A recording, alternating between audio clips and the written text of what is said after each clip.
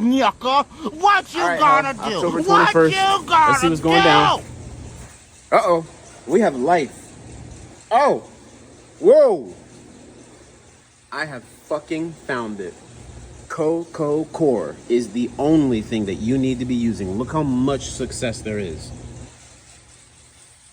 Coco Core is the only thing that you need to be using.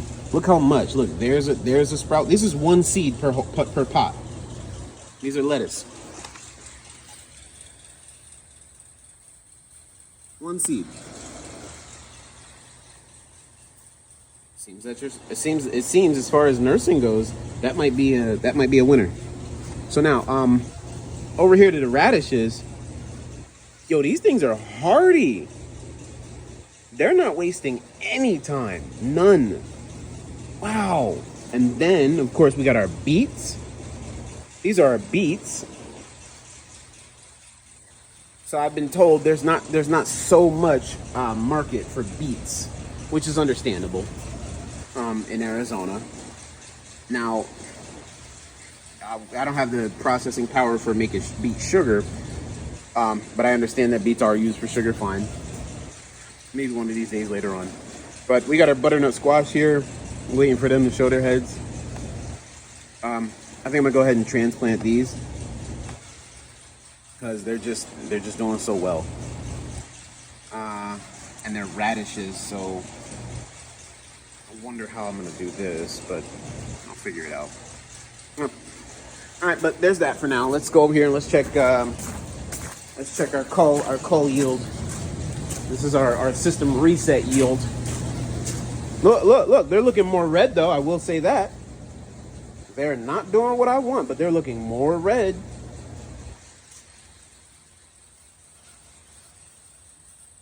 It wants to live. You see that big root, or that stem, it wants to live.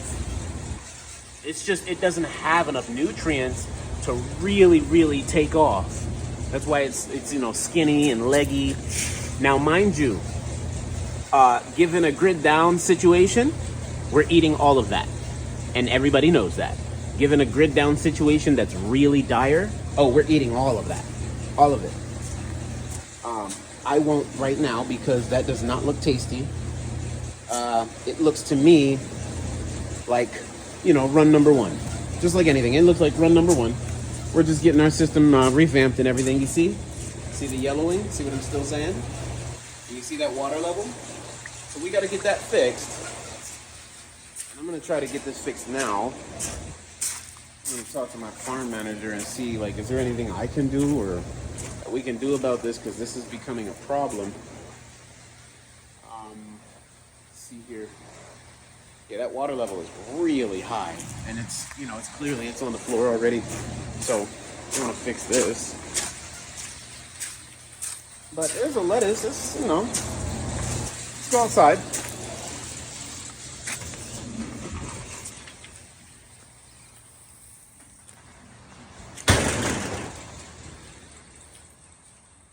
I walked 4 miles today. So I got a little munchkin. She needs cardio.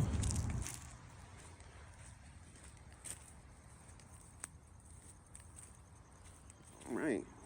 So our garlic is still showing a brave face. Yep. It's not a 100% success, but it is there. Don't get it twisted. And those, you see how red those are? You see how they're actually ruby red? See that? See how green and hardy that is? Doesn't that look very much like a lettuce? As opposed to, oh help, I don't know if I can make it. You know what I mean? And those, I'm waiting for those to act right. I know they're mad at me.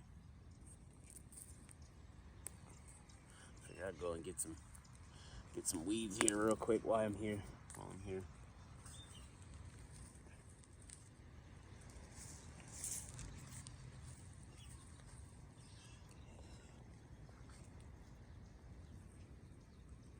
And this is the thing. This is why I hate this, because these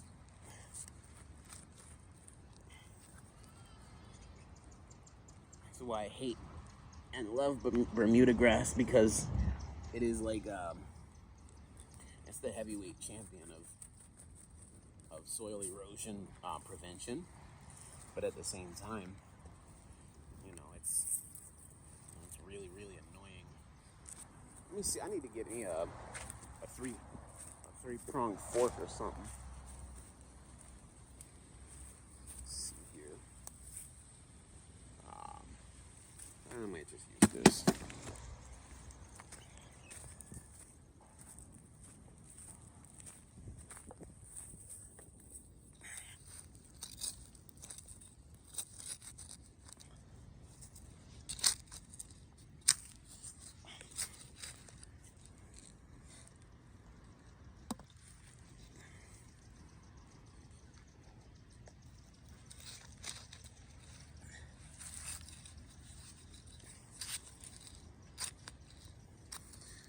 Oddly enough, would you believe it? I thought I got everything. When I did the tilling, I thought I got everything.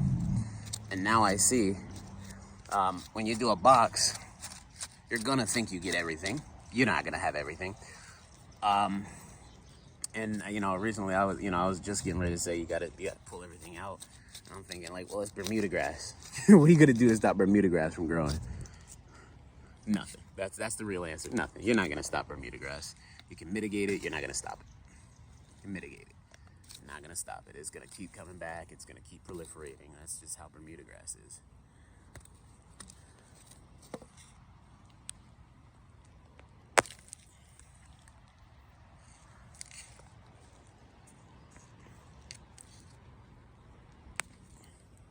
That's as much as I can do right now without completely disturbing my bed.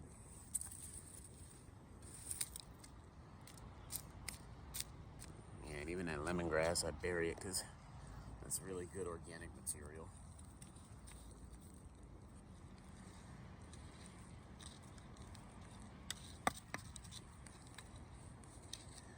I think it's very important actually to, what is this? It's plastic. I think it's very important to go play in the dirt, and I mean that. You know, not necessarily making the mud pies, but I think sometimes it's extremely important to simply go disturb your dirt, because, you know, you look at this. Look how much plastic, like, you just look at this.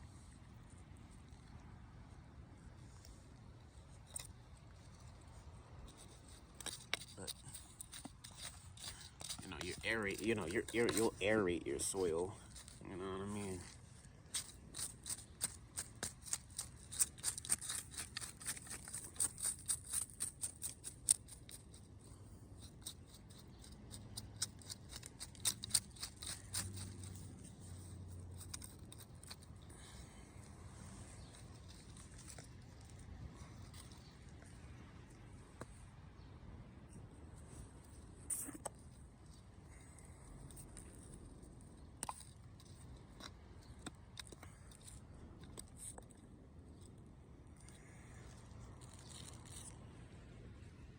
That's kind of enough for now, but not really.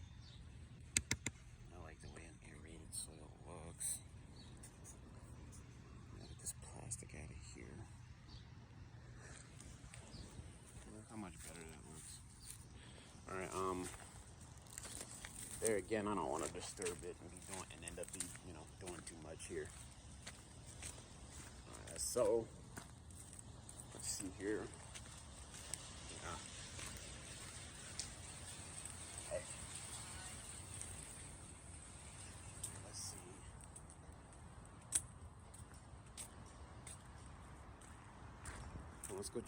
Let's go check our canary melon. Oh, snap.